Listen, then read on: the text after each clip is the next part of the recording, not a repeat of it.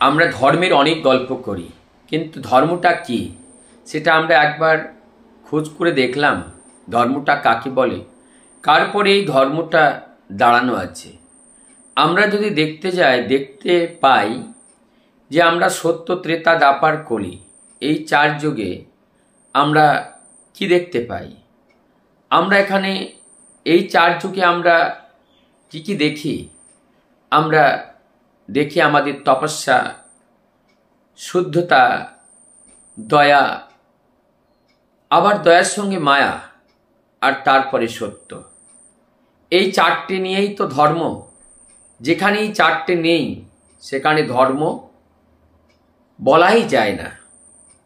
তাহলে আমাদের এই যে চারটে নিয়ে আমাদের যে ধর্ম, তপস্যা, তাহলে এই তপস্যাটা আমাদের কি? আমাদের কেমন তপস্যা?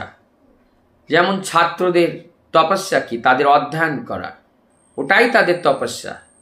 এক যোদ্ধা, তাদের দুশ্মন যারা, শত্রুকে পরাজয় করা, এটাই তাদের তপস্যা। এই তপস্যার যেটা দায়রা, limitations, every persons, every individual is different. ये अलग है, এটা আলাগ, এটা একটা আলাদা। তাই আমরা যে তপস্যা জয়ী হতে এসেছি, আমরা সেই তপস্যা অর্থাৎ তাপানো। আর কি তাপানো? আমাদের মধ্যে পূর্বে যে সংস্কার, যে সংস্কারটা সত্যের অনুরাগী নয়, সেটা সত্যের নয়, সেটাকে আমাদের এই জীবনে আমরা যেটা পালন করে চলছি সেটাকে দূরীভূত করা, এটাই হলো তপস্যা। আর ওই দূরীভূত করতে গেলে আমার মধ্যে অনুরাগ, ইষ্ট অনুরাগ প্রয়োজন। ইষ্ট অনুরাগ না হলে প্রবৃত্তির আদরের জিনিসকে দূরীভূত করা যায় না। তাই প্রবৃত্তির আদরের জিনিসটাকে দূরীভূত করার নামই হলো তপস্যা।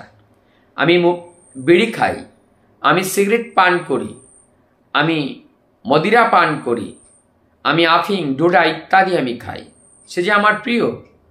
আমি অন্য নারী সঙ্গ করি, এটা যে আমার অত্যন্ত প্রিয়, কেননা এটা আমার প্রবৃত্তির খোরাক। আর এর থেকে যদি আমাকে দূরে নিয়ে যেতে হয়, তাহলে এর চেয়ে আনন্দ যা, তার সঙ্গে আমাকে যুক্ত হতে হবে। আর তার সঙ্গে আনন্দ, ওটাই ইষ্ট অনুরাগ। না বাঁধতে পারলে কখনো আমরা এই প্রবৃত্তির থেকে নিজেকে দূর করতে পারি না। তাই ইষ্ট অনুরাগ রূপী যে অগ্নি, সেটাকে দীপ্ত করতে হবে। আর ওই অগ্নির তাপে, ওই অগ্নির যে তাপ, ওই তাপে আমার যে তার প্রতি যে অনুরাগ, সেই অনুরাগটাকে সেই ছেদন করতে হবে। আমার জীবনের সর্ব সংশয়কে দূর করতে হবে। তার মূলেই হলো একমাত্র ইষ্ট অনুরাগ। জীবনে যার ইষ্ট নেই, জীবনে যার আদর্শ নেই, জীবনে যার কেন্দ্র নেই, কোনোই কেন্দ্র নাই, তারা কখনো প্রবৃত্তির নিবৃত্তি করতে পারে না। একমাত্র প্রবৃত্তি নিবৃত্তি করার শক্তি বা সামর্থ্য আমার গুরুর কাছে থেকেই সেটা পাওয়া যায়। আর সেই কেন্দ্রবিহীন, কেন্দ্র যেটা আমার গুরু, তাকে যদি আমি এড়িয়ে চলি, তার থেকে যদি আমি দূরে চলি, তাহলে কখনো জীবনে কিছুই হতে পারে না। তাই এটা তপস্যা। তপস্যার পরে শুদ্ধতা, নির্মল মন। শুদ্ধ কাকে করতে হবে? আমার বহিরঙ্গ শুদ্ধ করলাম, আমার অন্তরঙ্গ শুদ্ধ করতে হবে। আমার অন্তরঙ্গ শুদ্ধ করতে গেলে মনকে নির্মল করতে হবে। মন্ত্রায়তীতি মন্ত্র। তাই মন্ত্রটা ওই ষড়যন্ত্ররূপী মন্ত্র তাকে বলে যে মন্ত্র এই মন জগতের সঙ্গে যে যুক্ত আছে, তার সেই জগতের বন্ধনকে ছিন্ন করে দিতে পারে, সেটাই মন্ত্র। তাই আমাকে এই শুদ্ধ করতে হবে।